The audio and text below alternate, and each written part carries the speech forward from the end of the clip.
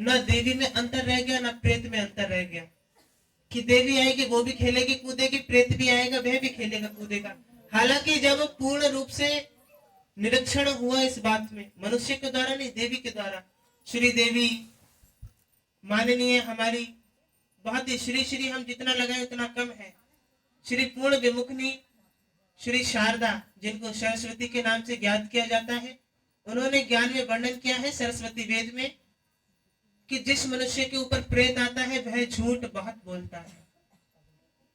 जिसके ऊपर प्रेत आता है वह झूठ बहुत बोलता है। ये ज्ञात होता है कि जो प्रेत होता है वह कहता है कि मैं ये वाली देवी हूँ, ये फलानी देवी हूँ। मनुष्य डर के मारे, क्योंकि डर बहुत बड़ी व्याख्या है। जिसके भीतर डर बैठ गया समझो उसे हर मनुष्य दबा सकता है। अपने भीतर डर को प्रवेश मत करने दीजिए, डर को दूर कीजिए। अब उसके अंदर डर बैठ गया कि अरे हमारे फलाने के ऊपर काली माता आती है, इनके फलाने के ऊपर महाराज जी आते हैं। हद तो तब हो गई जब किसी ने व्याख्या दी कि इनके ऊपर काले पीले देवता आते हैं। मैं वर्णन करती हूँ कि मैंने किसी वेद में संतोषी माता का वर्णन नहीं पढ़ा अभी तक। मैंने काली देव का वर्णन नहीं पढ़ा, जबकि ये कहा जाता है कि संतोषी गणेश की पुत्री है, काली देव काली माता के पुत्र है। और भी बहुत से ऐसे भगवान हैं। आप जबरदस्ती के परमात्मा का निर्माण क्यों कर रहे हैं? क्या आपके पास पहले से देवता की कमी है? श्री स्वयं जगत पिता नारायण है, भूओं के भू श्री शंभु है, श्री जगत जननी दुर्गा है, धन आदि कृपा करने वाली लक्ष्मी है, वर्षा करने वाले इंद्र है, बुद्धि देने वाले गणेश है, ज्ञान वीणा बजाने वाली सरस्वती है, और अष्टभुजा और अष्ट सवामिनी नौ दुर्गा है जो नौ रूप में पूजी जाती है। आपके पास वायु देव है, जल देव है, श्री गंगा जी हैं, शारदा जी हैं, प्रयाग कुंभ है, स्वयं पुत्र रूप में तुम्हारे पास हनुमान है। कितने देवता लेंगे? अगर मैं गिनाने बैठी, अश्विनी है, अश्व है, विवेक है, सौंदर्य है, प्रतीक है, तिलक है, भव्य है, प्रांगणत है। और देवियों के अगर स्थान के नाम लिए जाए, गिरजा देवी है, पूर्णागिरी है, वैकुंठ देवी है, श्री भगवती देवी है, श्री अम्बा देवी है, श्री वैष्णो देवी है, श्री कुकुम्भी देवी है, श्री हिडिंबा देवी है, श्री मणिकर्णिका देवी है, श्री भानुसुता देवी है, श्री राधिका देवी है, श्री अंक कुमारनी देवी है, श्री कामाख्या देवी है, श्री विजलेश्वरी देवी है, श्री कैला देवी है, श्री अनंत पूर्णा चिंतापुणी देवी है। आप बताइए कितनी देवियां लेंगे? देवियों की कमी नहीं है इस संसार में। मैं अगर गिनाने बैठी तो गिनते रह जाएंगे आप फिर भी जबरदस्ती संतोषी माताओं का, इन सब का निर्माण क्यों कर रहे हैं? क्षमा चाहूंगी अगर किसी को दुख हो रहा हो, किंतु संतोषी नाम की कोई देवी इस जगत में नहीं है।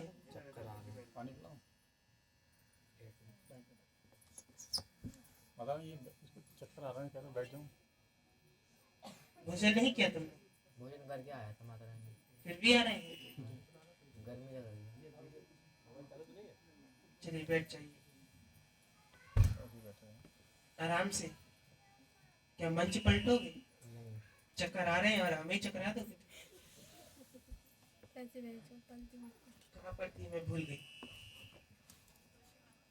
संतोषी माता के विग्रह के ऊपर ऐसा है कि मनुष्य अपने स्थान को प्रज्वलित करने के मारे अनेकों देवी देवताओं का निर्माण करता रहता है। ये गलत है।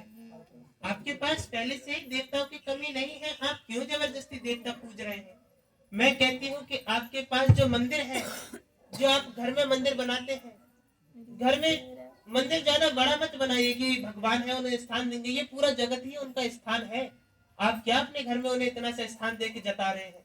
आप एक छोटी सी स्थान उन्हें दीजिए, उस छोटे से स्थान में थोड़ी सुंदरता कीजिए अच्छे से। उस स्थान को ज्यादा बड़ा मंदिर नहीं, छोटा मंदिर, ज्यादा बड़ा नहीं, एक कोना दे दीजिए उनका कोई भी अपने घर में से, और उस कोने में लक्ष्मी गणेश और नारायण लक्ष्मी रखिए।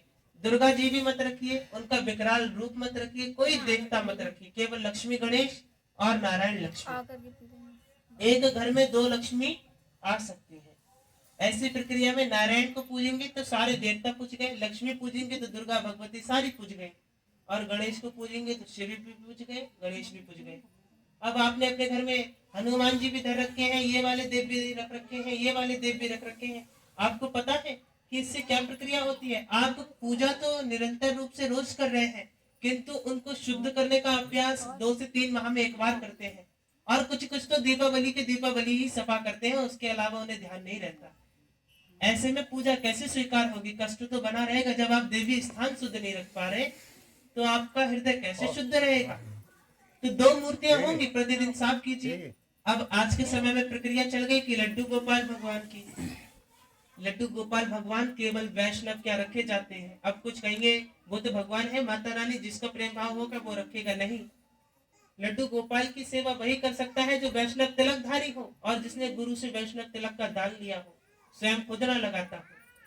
और लड्डू गोपाल की सेवा क्या होती है? प्रतिदिन पंचामृत स्नान कराया जाता है। सेवा को हंसी में मत लीजिए, वह परमात्मा है। जिस दिन रूठ गया उस दिन पूरा जगत तुम्हारे खिलाफ हो जाएगा। आपने लड्डू गोपाल की प्रक्रिया जता दी, जहां जा रहे हैं वहां ले रहे हैं, चलत फिरत कुछ भोग कर रहे हैं तो उसके गंदे हाथ उनकी किसी न किसी व्याख्या में लगा दे रहे हैं। ये गलत है ना। हम परमात्मा की पूजा कर रहे हैं खाली पेट और उन्हें लेकर के घूम रहे हैं भर भर पेट। तो आप क्या जताना चाह रहे हैं? मैंने माना कि आपने उन्हें अपना माना है, अपना पारिवारिक हिस्सा माना है, लेकिन ध्यान रहे वह जगत स्वभा है, जगत की सभा को संभालता है, जगत स्वामी है। उसको आप अपने साथ कैसे लेकर के डोल सकते हैं? ये तो गलत है। आप उन्हें लेकर के डोलने से क्या दिखाना चाहते हैं? कि देखिए जो सृष्टि को चला रहा हो वो मेरी मुट्ठी में है, ये दिखाना चाह रहे हैं। कभी नहीं कर पाएंगे। ये गलत प्रक्रिया मत कीजिए, इसी से आपका दुख बढ़ रहा है। आप कहेंगे देवी इतने बड़े बड़े लोग उनको अपने साथ रखते हैं, उनको तो कोई हानि नहीं हो रही। ध्यान रहे, इस संसार में जितना धनवान उतना बड़ा पापी। अब आप कहेंगे ऐसे तो सभी धनवान हो गए तो सभी पापी हो जाएंगे। जी बिल्कुल हो जाएंगे सभी। जितना धनवान उतना बड़ा पापी। क्यों? क्योंकि वो धन के मारे धर्म को छोड़ देता है, और जो पापी नहीं होगा वो धर्म के मारे धन को छोड़ देगा। आप लोग धन की व्याख्या में धर्म को क्यों छोड़ रहे हैं? धर्म क्या है? धर्म कोई प्रक्रिया नहीं, धर्म एक अर्थ है। धर्म का मतलब है कि आप इस धर्म के द्वारा ही सृष्टि पर चल रहे हैं। जिस दिन ये धर्म नाम का डर आपके भीतर से खत्म हो जाएगा, उस दिन माँ कौन है, बहन कौन है, देवरानी कौन है, देवर कौन है, कुछ नहीं देखेंगे। सबके साथ गंदी प्रक्रिया होना शुरू हो जाएगी। धर्म के मारे तो ही आप माँ को माँ मानते हैं, बहन को बहन मानते हैं, पत्नी को पत्नी मानते हैं, और बहुत सी प्रक्रियाएं हैं। किसी पराई स्त्री को उसको सम्मान देते हैं, और जिस दिन ये धर्म खत्म हो गया, पराया कौन अपना कौन कुछ पता नहीं चलेगा। मानवता में धर्म है तो वह रिश्ते चला रहा है। आप देखिएगा पशुओं में धर्म नहीं होता तो उसमें कोई व्याख्या होती है क्या? उनके भाई बहन होते हैं क्या? नहीं हो सकते। क्यों? क्योंकि उसमें धर्म नहीं है। धर्म केवल मनुष्य में है कि योनि 84 लाख भोग के तू आएगा तो मानव ही तन को तू देख के जाएगा। धन होगी, माया होगी, सुंदर काया होगी, सोचेगा ना समझेगा तू पाप कर जाएगा। नाम लेगा जप देगा कुछ भी ना पाएगा, धन माया में तू विमुख हो जाएगा। ऐसी कुबुद्धि किसी को भी नहीं देना स्वामी, यही वचन शुद्ध प्राणी ही तो गाएगा। तो बुद्धि ना देना तू स्वामी, यही वाली कड़ी शुद्ध प्राणी ही तो गाएगा। इसका आपने अर्थ समझा कि 84 लाख योनियां भोगने के बाद जब मनुष्य मानव तन में आएगा तो मानव तन में आने के बाद वह धर्म नहीं देखेगा, कर्म नहीं देखेगा, वह धन देखेगा। 2 वर्ष का बालक धन पहचान जाता है किंतु परमात्मा को नहीं पहचान सकता। 2 वर्ष का बालक, केवल 2 वर्ष का बालक, जिसकी दतनी भी पूरी नहीं आई होती है, जिसके नेत्र भी ढंग से नहीं खुले हुए होते, जिसको ढंग से समझ भी नहीं होती है, वह ये समझ जाता है कि ये धन है, ये 1 रुपया है, ये 2 रुपया, ये 1 कौड़ी है, ये दमड़ी है, ये चड़किया है, ये पड़किया है, ये सब पहचान जाएगा। फिर तो उसके सामने नारायण की तस्वीर रख दी जाए तो वह उसको चबाने लगेगा, उसको मोड़ने लगेगा। उसकी मूर्ति रख दी जाए तो पटक के तोड़ देगा। क्यों? क्योंकि उसको लगता है ये खिलौना है। आप जितनी प्रक्रिया उसको धन को ज्ञात कराने में लगाते हैं, उतनी प्रक्रिया उसको 1 वर्ष से जब वो बैठना सीख जाए, आप उसको अच्छी बातें कहिए। हालांकि वो नहीं समझेगा, लेकिन समझदार होता चलेगा। ये नारायण है, ये लक्ष्मी है, ये दुर्गा है, ये भगवती है, ये सारे देवताओं को पहचान जाएगा। किंतु नहीं, जो तुम कृत्रिम चला रहे हो, 2 वर्ष का बालक वह कृत्रिम चलाना सीख जाएगा, लेकिन दिया जलाना नहीं सीख पाएगा। दिया जलाना तो छोड़िए, दिया हिलाना नहीं सीख पाएगा कि दिया किस तरफ घुमाया जाता है। लेकिन कृत्रिम कैसे चलाना है सब सीख जाएगा। कृत्रिम सब चलाना सीख जाएंगे, चाहे 2 वर्ष का बालक हो, 1.5 वर्ष का बालक हो, किंतु पूजन करना कोई नहीं सीखेगा। यही तो व्याख्या है कि पहले के समय में जो गुरु होते थे, वह 3 वर्ष की आयु में घर से बालक ले जाते थे गुरुकुल में, और 17 वर्ष का ज्ञान प्राप्त करा करके उसको अपने घर वापस भेजते थे। इससे वह ज्ञान 3 वर्ष का बालक ले जाते थे। सोचिए वो गुरु कितने ज्ञानी होंगे जो 3 वर्ष के बालक को दूध पिला रहे हैं, चलना सिखा रहे हैं, बोलना सिखा रहे हैं। उन गुरु को कितनी मेहनत करनी पड़ती होगी। आज के गुरु क्या है, 3 वर्ष का बालक हुआ, केवल 2 घंटा का ज्ञान देने के बाद इतना ज्यादा वेतन ले लेते हैं। लेकिन उस समय के गुरु 17 वर्ष ज्ञान देने के बाद केवल क्या लेते थे, आप अपनी इच्छा से क्या देना चाहते, केवल 17 वर्ष बाद। ये भी नहीं कि माह के माह वेतन बंधा हो कि तुम्हारे घर से ये आना चाहिए, नहीं। केवल 3 माह में जब धान कटते थे तो 1 बोरी धान जाते थे गुरुकुल में, और गेहूं कटते थे तो गेहूं जाते थे। जो भी बुआई होती थी उसका आधा आधा नहीं, अगर 10 बोरा निकले तो 10 बोरा में से 1 बोरा गुरुकुल जाएगा। क्यों? क्योंकि हमारी संतान वहां पढ़ रही है। धन नहीं जाता था, अन्न जाता था ताकि सभी खा सके। सोचिए गुरुकुल में ऐसे 85 बालक होते थे, सबके से 1-1 बोरी आती थी, और कितना धन और वेतन हो जाता था। वो बेचते नहीं थे, उस अन्न को संभाल के ऐसी पहले औषधियां होती थी जिनको पत्तियों को सुखा करके उनको नम्र करके उनके ऊपर छिड़क देते थे, जिससे वह सड़ती नहीं थी और कई कई माह तक चलती थी। आज का अगर हम ये राशन केवल 2 माह निरंतर रूप से बचा के रख दे, उसमें सूढ़ियां पड़ जाती हैं। ये पहले के गुरुओं की विशेषता थी कि पहले का गुरु संतान को ज्ञानी बनाना जानता था, लेकिन आज का गुरु संतान को धनवान बनाना जानता है, ज्ञानी बनाना नहीं जानता है। अगर आज की शिक्षा लेने जाएंगे, ऐसे पैसा कमाया जाता है, ये वाला व्यवसाय करो तो इतना धन कमाओगे, ये वाला व्यवसाय करो तो इतना धन कमाओगे, ये वाली पढ़ाई करो तो ये कमाओगे, इसमें चले जाओगे, इसमें भर्ती हो जाओगे, सिपाही बन जाओगे, डिमका बन जाओगे, फलाना बन जाओगे। लेकिन धर्म के नाम पे तुम धब्बा बनोगे। धर्म के नाम पे तुम कुछ नहीं बनोगे कि राम कौन, कृष्ण कौन, सुने तो थे लेकिन याद नहीं आ रहे हैं। धर्म के नाम पे क्या पढ़ा? अगर आज के समय में किसी धनवान पुरुष से कह दो गणेश जी की आरती सुनाइए, जय गणेश जय गणेश जय गणेश देवा, तेरी मेवा मेरी मेवा, खा जा अकेला, यही ध्यान होगा और कुछ ध्यान नहीं होगा। आप ये धर्म के नाम पे ज्ञात कर रहे हैं। धर्म के नाम पे शुद्ध वचन ज्ञात कीजिए कि बेटा आप व्यवसाय वाली भी पढ़ाई कीजिए। अगर आपने 8 वर्ष तक अपनी ये आधुनिक युग की शिक्षा प्राप्त की है, तो मैं कहती हूँ 9वीं कक्षा के लेके 12वीं कक्षा तक आप उसको गुरुकुल में पढ़ाइए। उसको वो वाली भी प्रक्रिया होगी। शांति बोलिए, नहीं वचन में खेद नहीं कीजिए। आप ये वाली शिक्षा ज्ञात कराइए कि पुत्र व्यवसाय के साथ साथ धर्म की भी शिक्षा प्राप्त कीजिए कि ये हमारे जगत पिता नारायण हैं, उनके ये रूप थे। उन्होंने राम अवतार लिया, कृष्ण अवतार लिया, बौद्ध अवतार लिया, चैतन्य अवतार लिया, मीन अवतार लिया, कच्छप अवतार लिया, ये उन्होंने अवतार लिए। ये ज्ञात कराइए कि जगन्नाथपुरी में जो जगन्नाथ है वह साक्षात हृदय है स्वामी श्री कृष्ण का। ऐसे ऐसे ज्ञात कराइए। वो कहे कि आज के आधे से ज्यादा राधा कृष्ण के अलावा मैं पूछ लूं रुक्मणी कौन है? स्वतंत्र थी श्री कृष्ण जी। स्वतंत्र कैसे हो सकती है वो?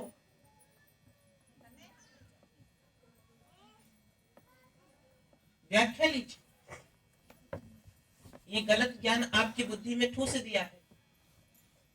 रुक्मणी ही देवी लक्ष्मी का अवतार थी और राधिका भी देवी लक्ष्मी का अवतार थी। आप कहेंगे एक लक्ष्मी के 2 अवतार।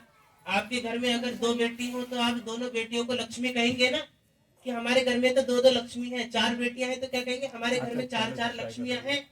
तो उस कृष्ण के पास दो लक्ष्मी नहीं हो सकती क्या? हो सकती है। निरंतर रूप से यहाँ देवी विराजमान है, मैं यहाँ विराजमान हूँ, न जाने सैकड़ों खेल रहे होंगे अभी देवी के नाम पर। अब ये कैसे संभव है? जब आप किसी परमात्मा से बहुत ज्यादा मिलाप कर बैठते हैं, बहुत ज्यादा उसकी भक्ति में विभोर हो जाते हैं, तो उसकी कुछ प्रक्रिया आपके भीतर प्रवेश करने लगती है। एक ही समय पे सैकड़ों भक्त एक साथ देवी विराजमान करा सकते हैं, ये सत्य है, लेकिन एक बार विराजमान कराने के बाद उसे संभाल नहीं सकते। क्यों? क्योंकि देवी विराजमान होने के बाद कई नियम करने पड़ते हैं, बहुत सी बातों को समझना पड़ता है कि अगर किसी पुरुष के ऊपर देवी विराजमान है, किसी स्त्री को गंदी नजर से नहीं देखेगा, गलत पान नहीं करेगा, अपने मार्ग को सदैव शुद्ध रखेगा, तिलकधारी ना सही तो कम से कम कंठधारी बनेगा, और अपने वस्त्रों को सदैव सूती रूप में पहनेगा, और अपना जप घोर काल में, ये नियम है, ध्यान से सुनिएगा, देवी जिनके ऊपर विराजमान होती है। और सवेरे ब्रह्म मुहूर्त में उठ करके एक बार जप अवश्य करेगा, मध्यांकन में उठ करके देवी स्मरण अवश्य करेगा, देवी विमोक लेगा। अब ये प्रक्रिया मैं दर्शाती हूँ, देखिए नारायण किस प्रकार से नियम करते हैं।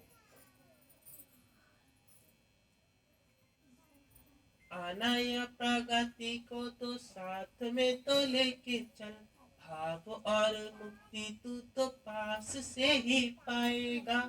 क्या तू सुरक्षा देगा, क्या तू बल देगा, नाम और जप से तू पार लग जाएगा। ये प्रक्रिया आगे की, जप होगा तप होगा हवन प्रक्रिया होगी, देवी के ही नाम का ये ढोंग मचाएगा। कि जब भी करेगा तब भी करेगा, लेकिन देवी के नाम का ढोंग रचाएगा, ये पुरुष ऐसा है। लेकिन नारायण के नियम क्या कहते हैं? अनंत प्रकृति होगी, विमोक प्रकृति होगी, प्रगति शुभारंभ होगी, नाम जप काम होगा, देवी का विराज होगा, जो भी बात सुनेगा वो पार लग जाएगा। ये प्रक्रिया नारायण कहते हैं। कि आप देखिए, नारायण मध्यांकन में सोकर के उठते हैं। अब आप कहेंगे जो कैसा गुरु है जो 12 बजे सोकर के उठ रहा है? नारायण 12 बजे सोकर के उठते हैं, स्वयं गुरु होकर के। मैं किसी से डरती नहीं, मैं छुपा नहीं रही, मैं खुले मुंह से कह रही हूँ, जो सच है वो सच है। नारायण दोपहर में 2 बजे सोकर के उठते हैं, 12 बजे सोकर के उठते हैं। क्यों? क्योंकि मैं उन पे रात्रि में 2-2 बजे तक विराजमान रहती हूँ। सोचिए, जब पूरी सृष्टि निंद्रा पा रही होती है, तब इस दरबार में मैं कार्य करा रही होती हूँ। रात्रि में भी 2:30 बजे सोए हैं ये सभी भक्तागण। ये जो दरबार के सेवादार हैं, इस दरबार की सेवा रात्रि में 2 बजे तक चलती है। किसी दरबार में ऐसी सेवा नहीं होती है। कितना भी बड़ा दरबार हो, किंतु 2 बजे सारे सेवादार सो जाते हैं। 2 क्या 12 बजे, किंतु यहाँ के सेवादार रात्रि में 2-2 बजे तक सेवा करते हैं। मेरे द्वारा मैं इस गद्दी पे विराजमान रहती हूँ और ये भक्तागण सेवा करते हैं। क्यों करते हैं?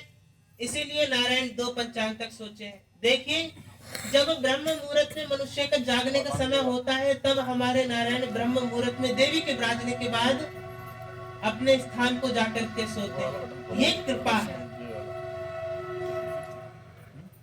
ये बड़ी दयालुता है।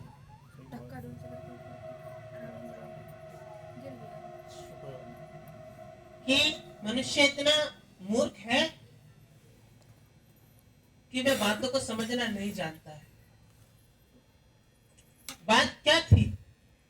बात ये थी कि इतनी रात्रि में जगने के बाद इतनी देर तक सो रहे हैं। क्यों? क्योंकि उनको अगर निद्रा पूरी नहीं हुई तो कमजोरी बैठ जाएगी, और मैं नहीं चाहती कि वह कमजोर होए, क्योंकि उनके ऊपर बलशाली देवी विराजमान हो रही है। बहुत ऊर्जा चाहिए विराजमान कराने के लिए।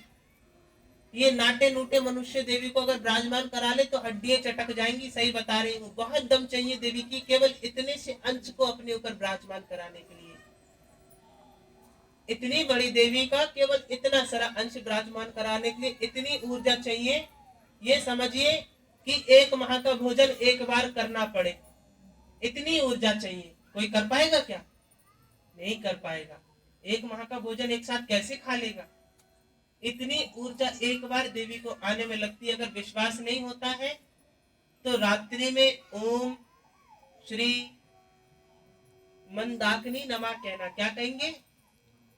ओम श्री मंदाकिनी नमः। आपको स्वप्न में देवी दिखाई देगी और स्वप्न में देवी होगी, किंतु आपकी देही इतनी भारी हो गई होगी जैसे आपको किसी ने दबा दिया हो। आपकी सांसें फूल जाएंगी। ये चमत्कार है दरबार का। ओम श्री मंदाकिनी नमः ये कह के आप 11 बार सो जाइए। आपको रात्रि में ही देवी के दर्शन होंगे और ये लगेगा कि किसी ने दबा दिया हो। अरे हट जाइए मेरे ऊपर से। सोचिए केवल स्वप्न में आने पर इतनी परेशानी होगी, तो सत्यता में अगर आपके ऊपर आ गई तो लगता है कि आप जीवित रह पाएंगे? नहीं रह पाएंगे, क्योंकि आप में इतनी ऊर्जा नहीं। अब यही बात यहाँ सिद्ध होती है कि जब हमारी ऊपर नहीं आ सकती है, जो बैठा मंच पे गुरु है, इसके ऊपर मैं कैसे विराजमान हूँ? सत्यता का प्रतीक दे रही हूँ। आज से 3 जन्मों की ये तपस्या है जो मैं इनके ऊपर विराजमान हूँ। 3 जन्मों की तपस्या और नारायण अंश प्राप्ति प्रदर्शनी, नारायण अवतार रूपी।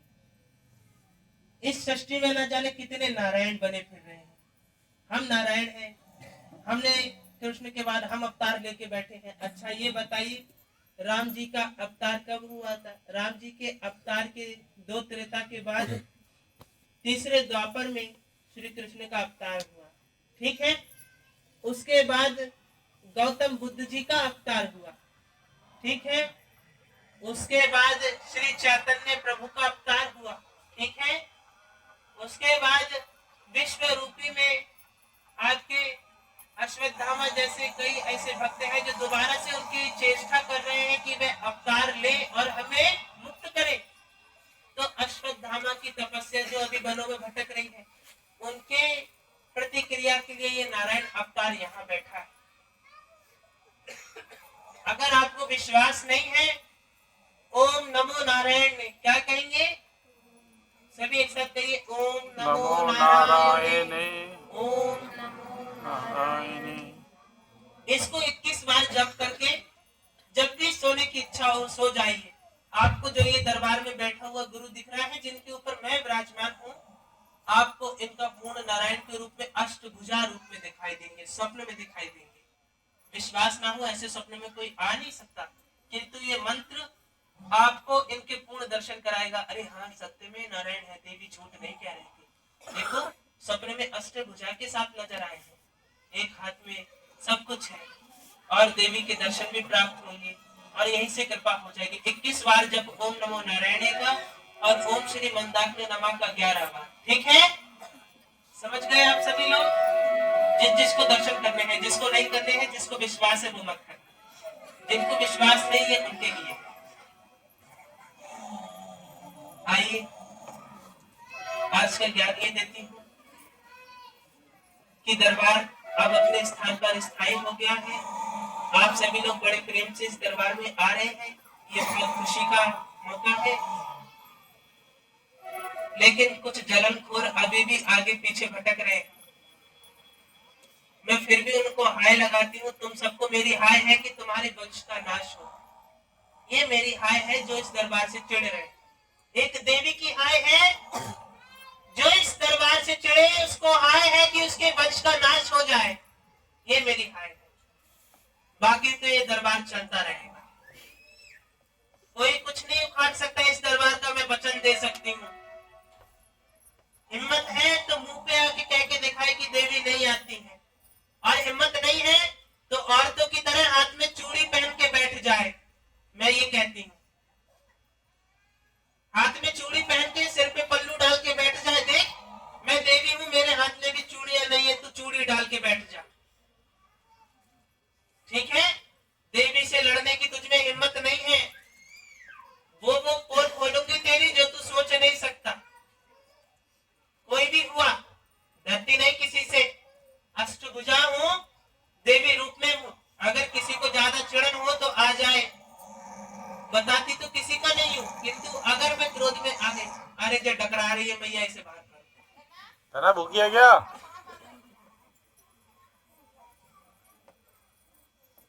लग रही भैंसिया भी कह रही है अरे माता, अरे माता। जितना जप मती करेंगे सफाई कर रही है, जने गरिया रही, कुछ पता भी तो नहीं चल रहा है।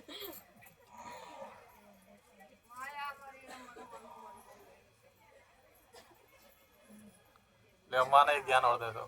है? अम्मा बैठे बैठे कोई ज्ञान बता रही हैं। कोई कहावत बता दी उनने। कहावत कर दी तुमने, फिर भी कर दो रहा है। अब तो और तेज हो गई।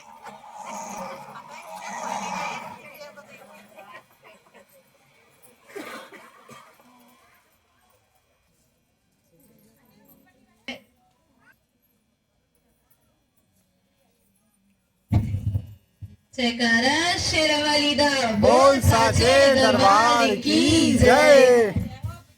नंदिनी मैया या की जय। जय हो अष्टभुज मैया की की जय। जय। वालीदा बोल साचे दरबार की जय। ऐसे बोलती, ऐसा है आज के में यश नहीं आ रहा है। जरा अपने अपने हाथ उठाइए और जितनी दम हो उतनी दम से कहिएगा, जयकारा शेरावाली दा बोल साचे दरबार की जय। अब आनंद आया, थोड़ा सा, ज्यादा नहीं आया। अच्छा, तुम सभी लोगों को इस दरबार में अच्छा लगता है?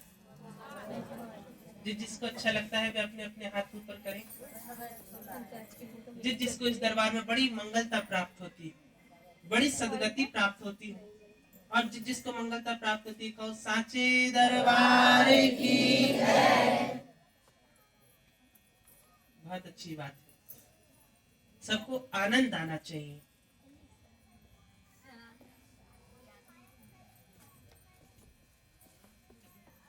देखिए, ये सृष्टि बड़ी बुरी है। चाहे राम युग हुआ, चाहे कृष्ण युग हुआ, सभी युगों में सबके दुश्मन तत्पर थे, शत्रु बने हुए थे।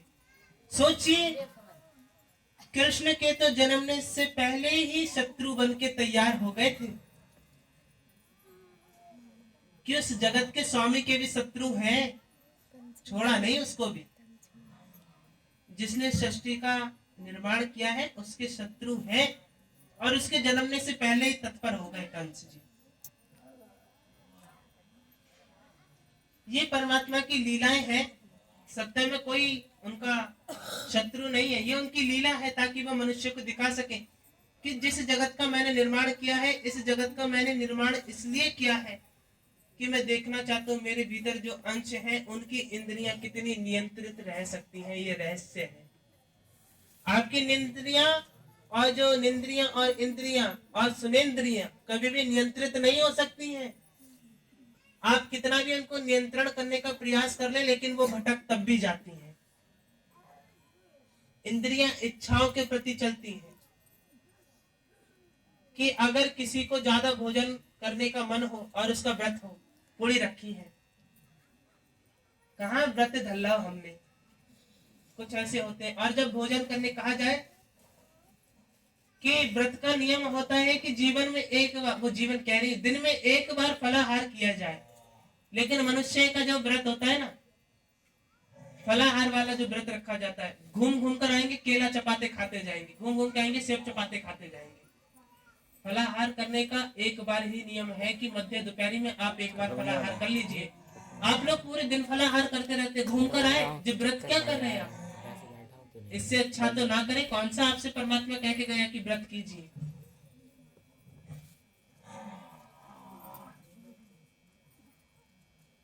क्या परमात्मा आपसे कह के गया कि आप व्रत रखें मेरे लिए? उन्होंने ये कहा है कि ये व्रत इसलिए है ताकि आपकी जिस प्रकार से आपकी देही आराम मांगती है, ऐसी शरीर के अंग भी आराम मांगते हैं। जिस प्रकार से देवी आराम के लिए कह रही हैं कि आपकी देही को आराम चाहिए, वैसे ही आपके अंग भी कहते हैं कि हमें भी एक दिवस आराम दीजिए, हम चलते चलते थक गए हैं। बस हृदय को छोड़कर पूरी देही आराम मांगती है, क्योंकि हृदय को आराम नहीं लगना चाहिए, वरना जीवन पे विराम लग जाएगा। हृदय को छोड़ के आपकी पाचन क्रिया, सभी प्रकार से क्रियाएं आराम मांगती हैं।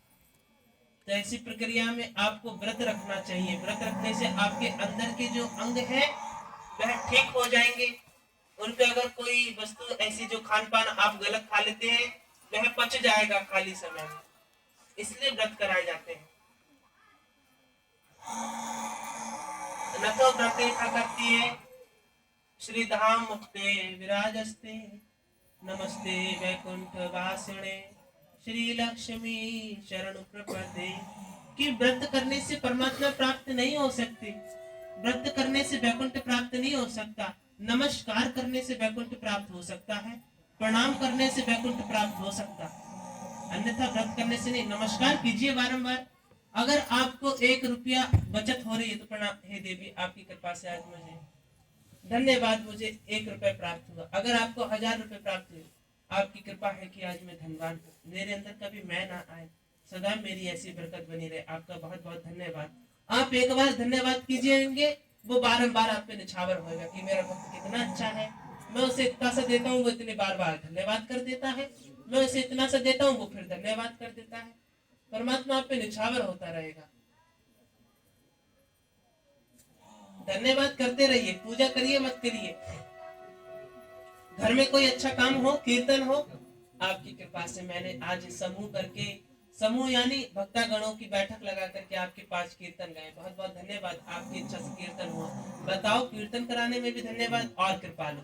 हे देवी, आज मेरे घर का छप्पर पड़ गया, पक्का छप्पर पड़ा है, आपकी कृपा से आपका बहुत बहुत धन्यवाद, बहुत बहुत धन्यवाद दरबार वासी, बहुत बहुत धन्यवाद। और अरे ले तेरे 2 मंजिला भी खड़ो हो जाए, अरे आपकी कृपा से 2 मंजिला खड़ा हो गया। इतनी कृपा की उसको धन्यवाद देते रहिए। आप उसको देने योग्य कुछ नहीं, केवल अपने प्रेम का धन्यवाद दीजिए। ये जो आप पुष्प भी चढ़ा रहे हैं, ये पुष्प भी तो आपका नहीं है, ये भी तो वृक्ष की देन है। ये जो पुष्प आप अर्पण कर रहे हैं, आप क्या दे सकते हैं? आप परमात्मा को केवल अपना प्रेम दे सकते हैं। प्रेम का पुष्प दीजिए, ये पौध वाले पुष्प नहीं, प्रेम का पुष्प दीजिए। न कुछ है मेरे पास, न कुछ मैं हूँ लाया, प्रेम की वाणी ले लो लाया, प्रेम की वाणी ले लो लाया। तेरी कृपा से मैंने धन पाया, शरणागति होगी, विजय ही विजय होगी। शरण बाले पाले प्यारे, तेरी सदगति होगी। कि आप प्रेम का पुष्प देते जाइए, यश गाते जाइए, प्रेम का पुष्प देते जाइए और यश गाते जाइए।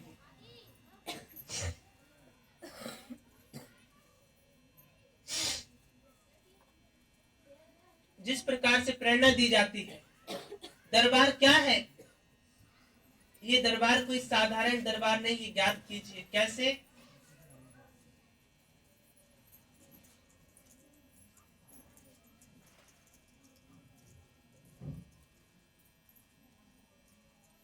कि आप लोग ये व्याख्या कह सकते हैं दरबार के प्रति, मेरी डूबी ये नैया बच गई रे, मैं तो आन पड़ी तेरे द्वारे। मेरी डूबी ये नैया सावर गई रे, मैं तो आन पड़ी तेरे द्वारे। वो तेरे द्वारे झोली फैलाऊं, हाँ तेरे द्वारे मैं झोली फैलाऊं। मुझे कुछ ना तू देना, मुझे कुछ ना तू देना, बस यही कर देना, बस यही कर देना। मुझे शरण में रखना, प्यारी शरण में रखना, मुझे शरण में रखना, प्यारी शरण में रखना। यही तो भजन कहेंगे आप कि मुझे ना धन चाहिए ना वैभव चाहिए, शरण शरण शरणागति चाहिए, शरण शरण शरणागति चाहिए। अब देखिए, हर प्रकार से मनुष्य इस दरबार में सेवा दे रहा है। बस कोई ऐसा सेवादार प्राप्त हो। मैं तो प्रार्थना करूंगी, हे नारायण भगवान, मैं देवी होकर के यही अरदास करूंगी कि मेरी देवी की सुन लेना, चाहे इन पापियों की मत सुनना। इस दरबार में कोई ऐसा सेवादार आ जाए जो यहाँ पे पत्थर लगवा जाए नीचे स्थान पर, फरसा पड़वा जाए। कोई ऐसा सेवादार आए जिससे कि तुम सब लोग आराम से बैठ सको। उबड़ खाबड़ स्थान है, अच्छा नहीं लगता है। और परिवार वालों के पास अभी इतना वेतन नहीं, क्योंकि सब तो कर्जे में डूबे हुए हैं। और अगर फरसा ना पड़वाए, कोई ऐसे खदान आए कि हमें इतना वेतन दे जाए कि हम फर्श और छप्पर एक ही बार में परवा लें, कोई ऐसा सेवादार आ जाए। मैं तो प्रार्थना करूंगी जल्द से जल्द ऐसा कोई धनवान मनुष्य इस दरबार में आए और वह खुद ही कहे, हमारे बिना कहे कि देवी ज्यादा धनवान तो नहीं हूँ, ये वेतन ले लीजिए और आप फरसा और छप्पर परवा लीजिए, क्योंकि इतना पढ़ते ही हमारा दरबार अच्छा हो जाएगा। बाकी हमें और किसी से एक इक्का नहीं चाहिए। बस मैं तो ये मांग कर रही हूँ परमात्मा से इस भरे दरबार में बैठ के कि जो करने योग्य बन रहा हो वह अवश्य कीजिए, क्योंकि ये दरबार आपके लिए है, मेरे लिए नहीं है। क्योंकि मैं यहाँ केवल विरासती हूँ। ये चुन्नी भी यहीं छोड़ के जाती हूँ, ये गद्दी भी यहीं छोड़ के जाती हूँ। मैं कुछ अपने संग लेकर के नहीं जाती है, उल्टा अपने मन के गति के प्रवचन आपको प्रदान करवा जा रही, कुछ नहीं दे के जा रही, उल्टा दे करके जा रही। पूजा करना मैं बता के जाती हूँ आपसे, पूजन कैसे किया जाता है। आज के कुछ ब्राह्मण हैं जो ऐसी गति कर जाते हैं जो अशुद्ध है, इसलिए ये सब कराया जाता है।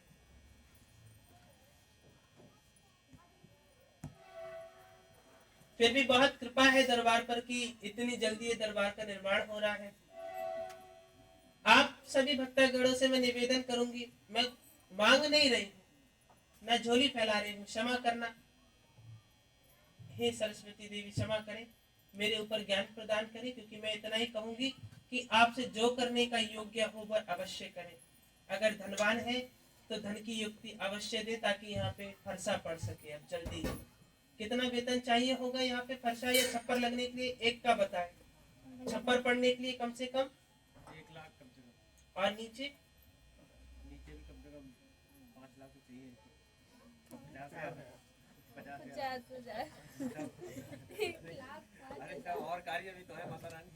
मेरी झोली लुटवा दो तुम सब लोग। माता रानी मैं कह रही फरसा पड़ेगा जैसे सोने की ईंटें गड़ेंगी।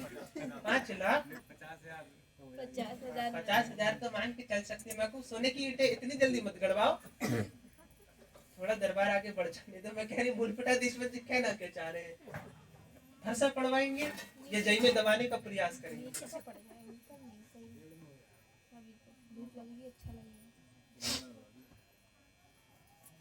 चलिए, सभी भक्तागण बहुत दयालु हैं। मैं जानती हूँ कि भक्तागण को पता है, जिनको फायदा नहीं है वो भी बहुत लगन से आ रहे हैं इस दरबार में।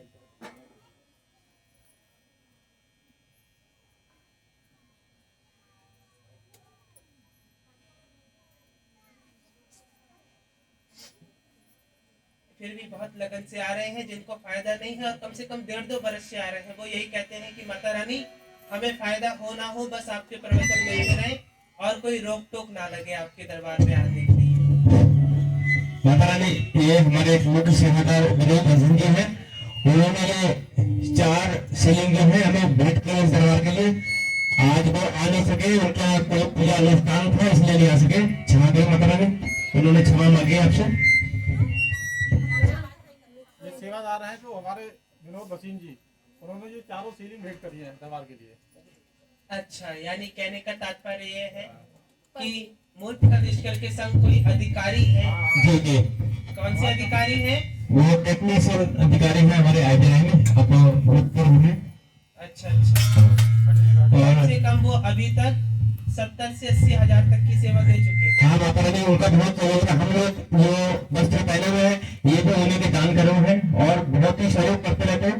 उनकी हमारे परिवार पर बहुत आस्था है और उनके काम भी बने हैं, ऐसी बात नहीं है माता रानी। आज वो उनका खुद कहना है कि मैं जो चल रहा हूँ, मेरे एक एक सांस इस दरबार की वजह से चल रहे हैं। आज उनके घर पर कोई पूजा अनुष्ठान था इसलिए वो नहीं आ सके, नहीं तो उनका अच्छी बात है।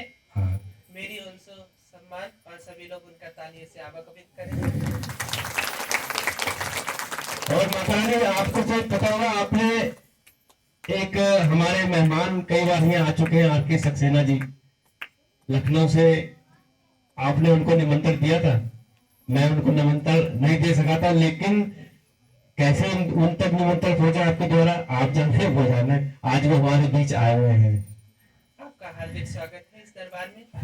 क्या नाम बताया आपने? आर के सक्सेना जी मैं नाम तो नहीं ले रही एक क्योंकि पुलिस में अधिकारी रह चुके हैं, रिटायर हो गए हैं।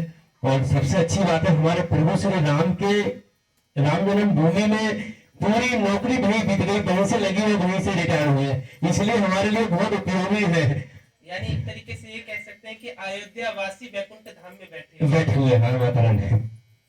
बहुत अच्छी बात है। हाँ, और उनको बहुत खुशी हुई कि कोई दिन ऐसा नहीं जाता है हमारे गुरु जी के लिए राम राम लिख के ना भेजें, और कुछ ना कुछ बीच बीच में मोबाइल पे बात करते रहते हैं, राम राम सीताराम, कि गुरु जी को हमारा नमस्कार कहिए हो।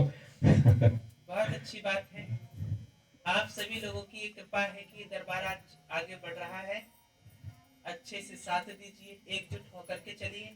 मैं तो यही प्रेरणा देती हूँ कि कितना भी भड़काऊ शब्द आपसे किसी भी धर्म के प्रति कहे, किसी भी धर्म के प्रति, आप भड़किए मत, क्योंकि सृष्टि में परमात्मा है, ये ध्यान रखिएगा। परमात्मा के बिना यहाँ कुछ भी चल नहीं सकता है। ये सब परमात्मा की देन है और हम सब लोग उनका बारंबार धन्यवाद करते हैं। इस दरबार की मुख्य बात यह है, सबसे मुख्य बात इस दरबार की ज्ञात कीजिएगा। कृपा तो कृपा होती है, चमत्कार भी होते रहते हैं इस दरबार में, लेकिन सबसे मुख्य प्रेरणा यही है कि इस दरबार में जो कृपा है, इस दरबार में वही मनुष्य आ सकता है जिसको देवी की आज्ञा हो। इस दरबार में वही आ सकता है जिसको देवी की आज्ञा हो।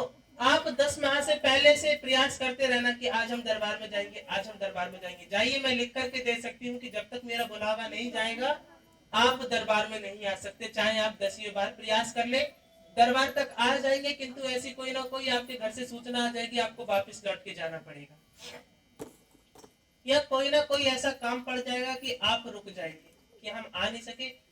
कई ऐसे भक्तगण, माता रानी हम 5-6 माह से रोज आने की कोशिश करते हैं, लेकिन पता नहीं क्या है कि आने ही नहीं देती। यहाँ पर कोई ऐसी शक्ति लग जाती है, क्या लग जाता है कि कोई ना कोई काम निकल आता है, वरना कोई ना कोई मर जाता है। तो मैं कह रही 5 माह से तुम लगातार मौते में जा रहे थे दरबार के नाम पर, कितने टूल गए होंगे तुम्हारे नाम। लेकिन मैं कहती हूँ कि ये आदेश रहता है कि दरबार कोई साधारण दरबार नहीं। यहाँ पे मुझे भीड़ नहीं चाहिए, यहाँ पे मुझे 5 भक्त मिले किंतु विश्वास वाले मिले।